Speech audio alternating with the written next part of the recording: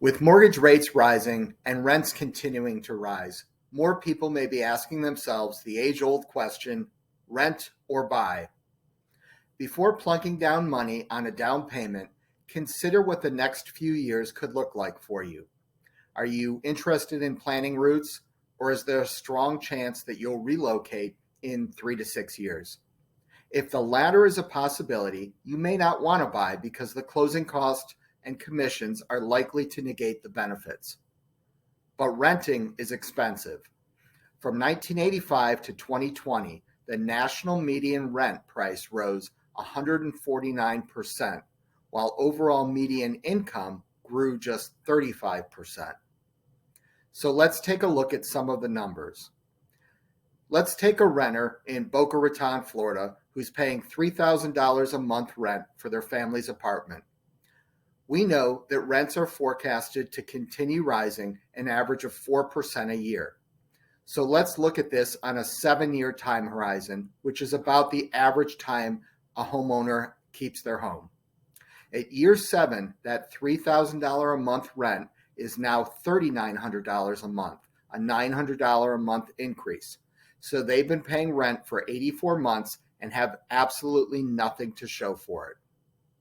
The same person who is buying a $400,000 home today using conventional financing with just 3% down and a 7% 30-year fixed rate loan, including property taxes, insurance, and PMI of $700 a month, plus an additional $170 a month for repairs and maintenance. Their total monthly out expense starts at $34.40 a month.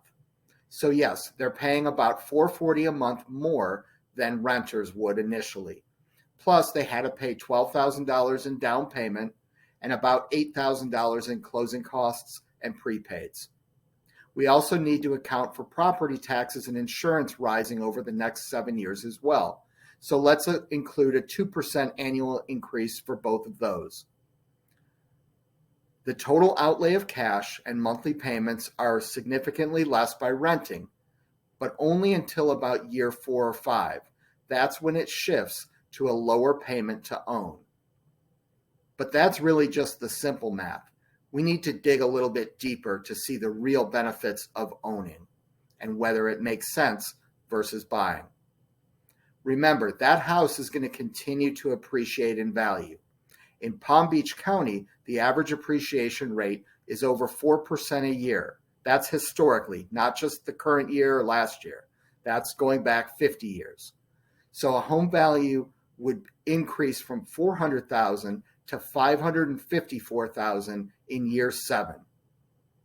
Let's assume they go to sell that house in year 7 and pay 6% in closing costs to list the house and sell. After paying off the mortgage and all of the expenses, including the tax benefit, they've now had a net gain of $154,000 at the end of 7 years. So while they did outlay some money up front, that includes those costs. The net gain is over $150,000 by owning versus renting. So that obviously makes a lot more sense. You still have to qualify and the payment still has to fit your budget. But if it does, renting is never the best option if you're in the home for more than a few years. If you have any questions, I'd love to talk to you about the rent versus buy scenario. I can put the numbers together for you with your unique numbers. I'm also going to put this presentation in the comments so you can see what the numbers look like on this example and the numbers I used. Have a terrific day.